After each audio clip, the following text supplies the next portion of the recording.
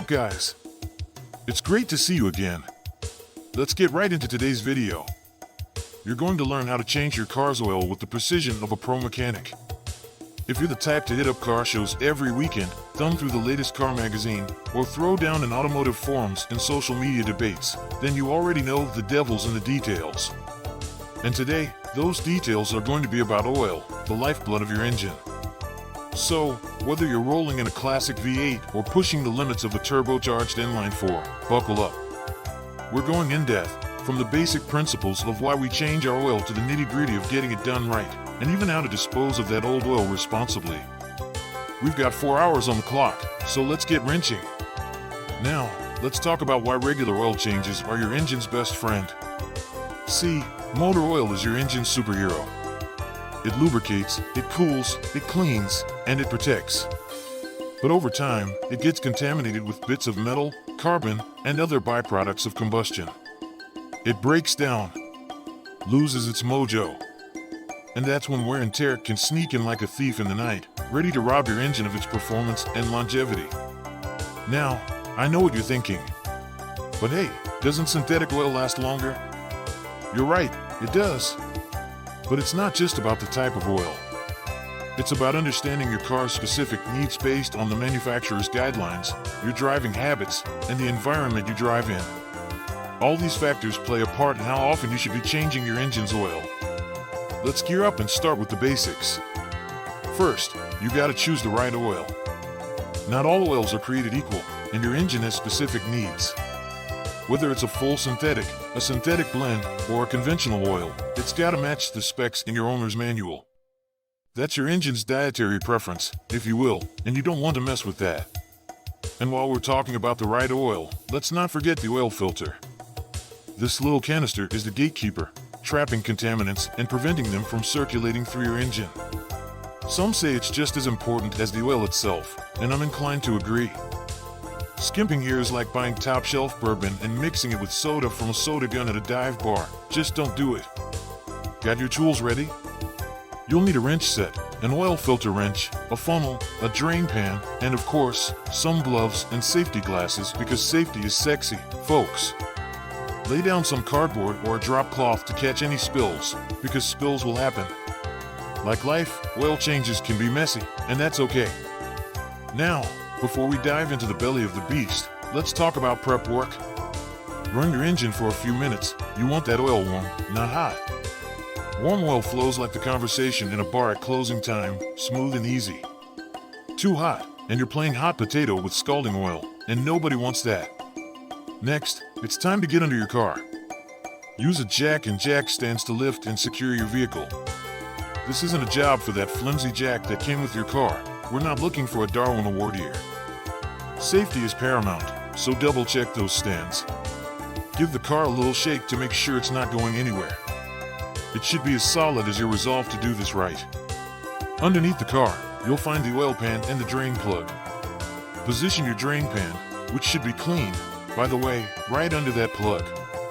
Now, with your wrench, loosen the drain plug carefully. When you break that seal, be ready for the moment of truth as the old oil starts to flow. It's a bit like uncorking a bottle of wine, except you definitely don't want to get this stuff on your shirt. While that's draining, turn your attention to the oil filter. A good rule of thumb is to replace it with every oil change. Use your oil filter wrench to twist it off gently. Be mindful, it's full of old oil. And here's a pro tip. Before you install the new filter, dab a little new oil on the rubber seal. It's like a little handshake between the filter and your engine, ensuring a good seal. Once the old oil has taken its bow and exited stage left, it's time to button things up.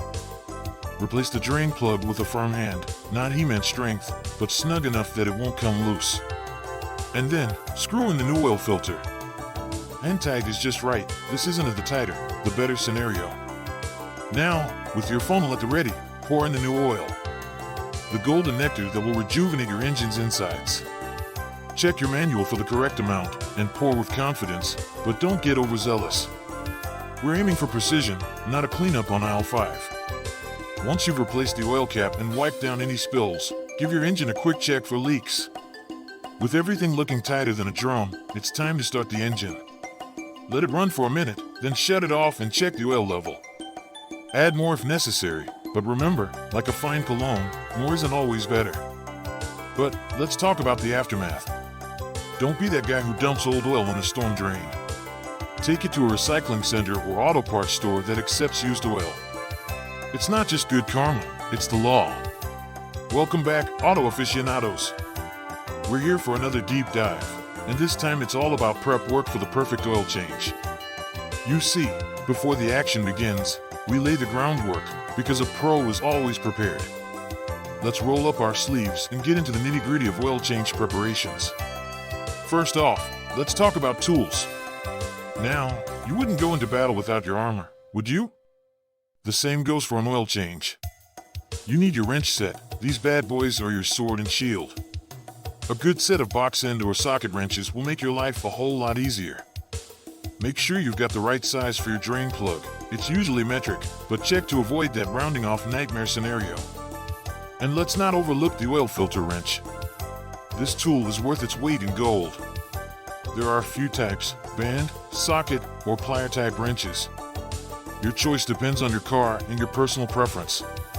Either way, make sure it fits your filter snugly. You'll also need a quality funnel, because pouring oil isn't the time to test your freehand skills. A decent drain pan is next on the list. Something with a spout is ideal. Makes the pouring of the old oil into containers for recycling a breeze. Gloves and safety glasses, folks, non-negotiable. They're like the trusty sidekick to your superhero, there to protect you when things get dicey.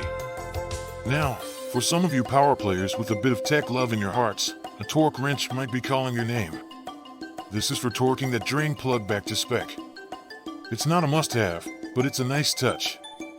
Shows you care. Let's pivot to safety, because I know you love your ride, but you gotta love yourself too. When jacking up your car, make sure you're on a flat surface. Use wheel chocks to keep your car from rolling, because surprises are for birthdays, not oil changes. And I can't stress this enough, never get under a car supported only by a jack. Jack stands are your true support system here. Alright, checklist time. This is the roll call before the main event. Oil? Check. Make sure you've got the right viscosity and enough of it. Filter? Check. Don't forget the O-ring if it's separate. Wrenches, gloves, glasses? Check, check, check. And, of course, your trusty owner's manual, because that thing is the Bible for your car's needs. Do a once-over before you start. Is the workspace clear? Tools laid out within easy reach? Drain pan ready for action? Good. Now, one last thing, your mental game. You want to be focused, ready to tackle this with the cool head of a poker champion.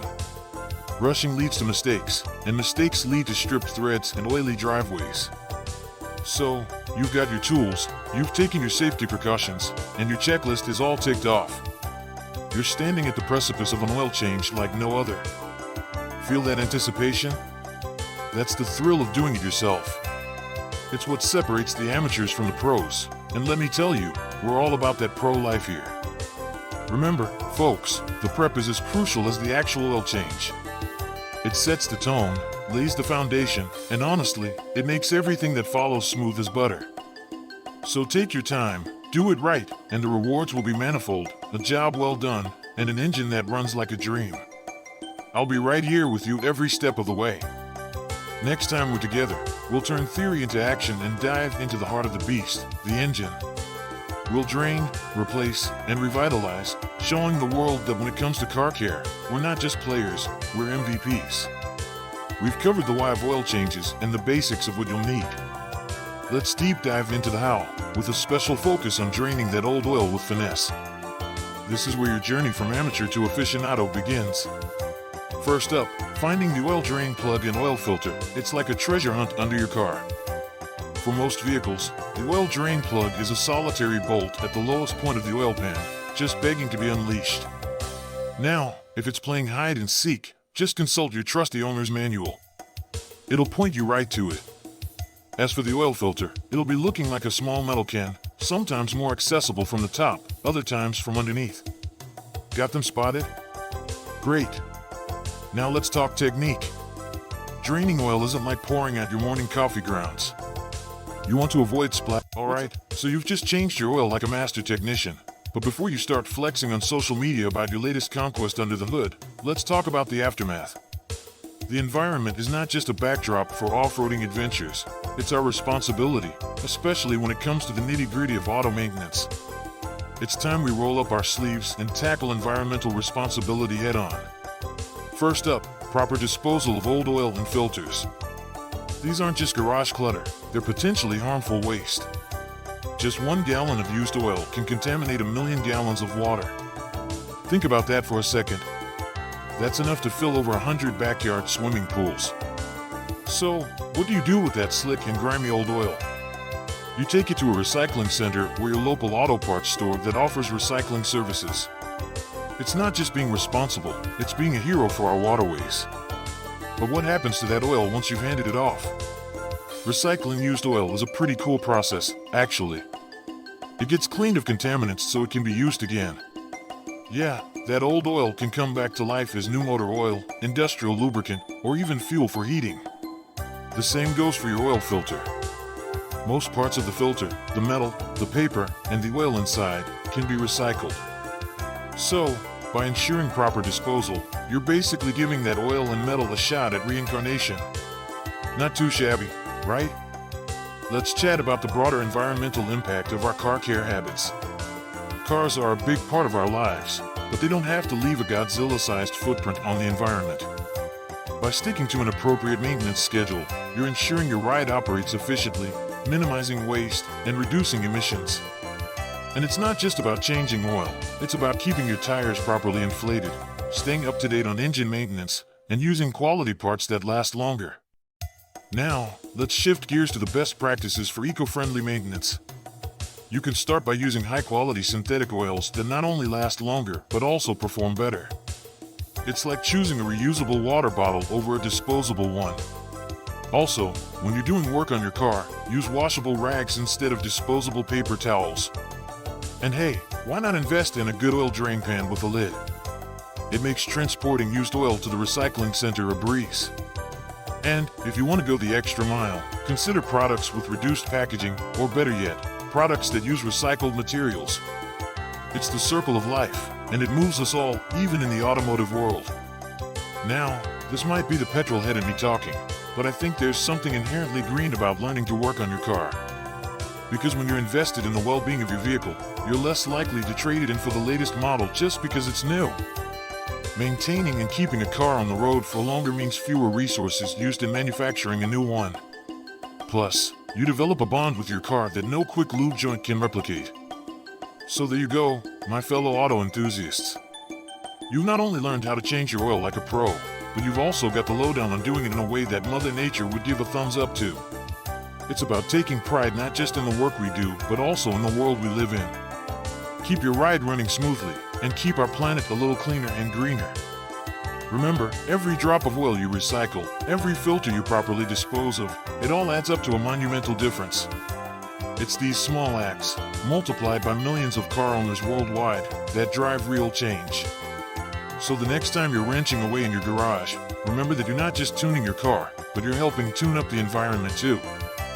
Let's discuss the troubleshooting trail, where we decode the signs and symptoms of a not-so-smooth oil change. First up on the troubleshooting docket, dealing with stripped plugs and over-tightened filters. If you've ever felt that sinking feeling as the wrench turns a little too smoothly, you know what I'm talking about. A stripped plug is like that one friend who just won't grab onto reality, or in this case, the threading just won't grab onto the oil pan. But fear not, because there's always a way. You've got a couple of options here. You can use a rubber plug as a temporary fix. Think of it as the duct tape solution. It'll hold you over until you can get a proper helicoil repair. Or, if you're feeling bold and your hands are steady, go for the self-tapping oil drain plug. It's a one-shot deal, so line it up right and let it cut new threads. Just remember, it's more of a measure twice, cut once situation. Now, for those over-enthusiastic oil filter tighteners, we've all been there. You're thinking, more torque, less problems, right? Wrong. An over-tightened filter can be a real bear to remove, and you might find yourself considering all manner of unholy tools to get the job done. Before you break out the chisel and hammer, though, let's reel it back. The trick with a stubborn filter is all about grip and leverage. Strap wrenches are your best bet. Think of it as the difference between wrestling a gator with your bare hands versus using some leverage. With the right tool, you can coax even the most stubborn filter into submission without resorting to barbarism. But let's say you finished your oil change and now there's a pesky oil leak. You're staring at your driveway thinking, did I just leave my car's autograph on the cement? It's time for some oil leak diagnosis post-change. Start with the basics. Check that drain plug and filter. Are they tight?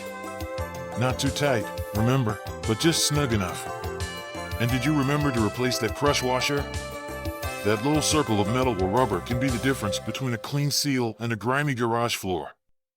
If those check out, it's time to play detective. Clean up the oil and run the engine.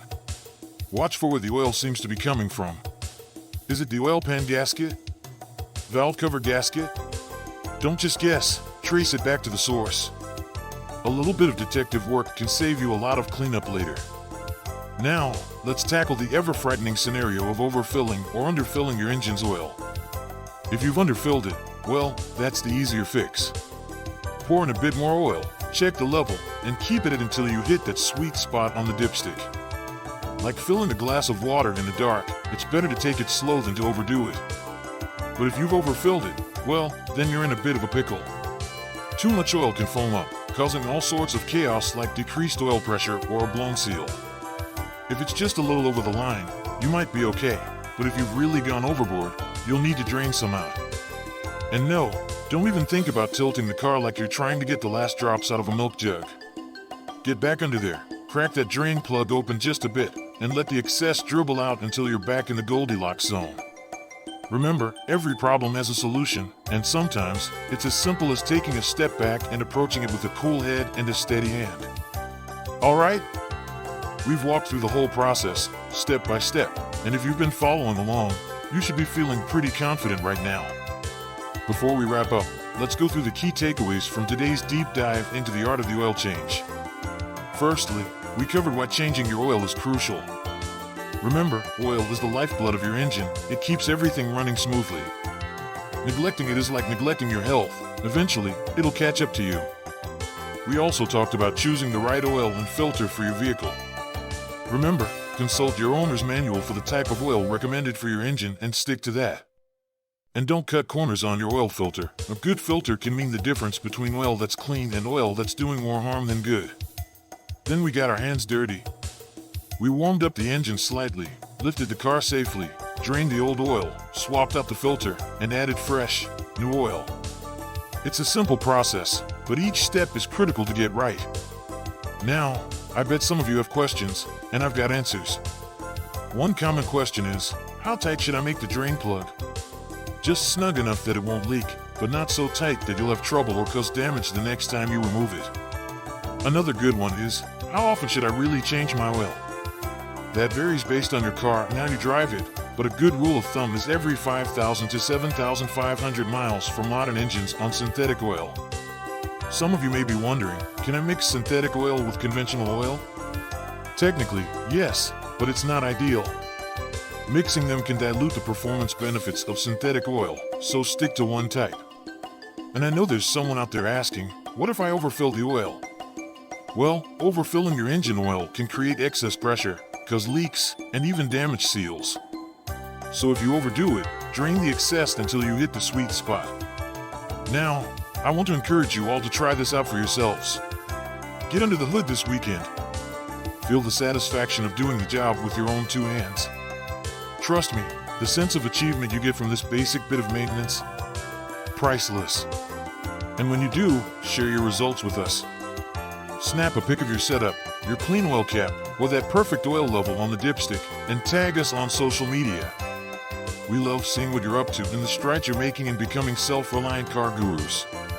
And hey, if you hit a snag or find yourself with a question we didn't cover today, reach out. The All Things Auto community is all about support and knowledge sharing. Remember, every pro was once a beginner.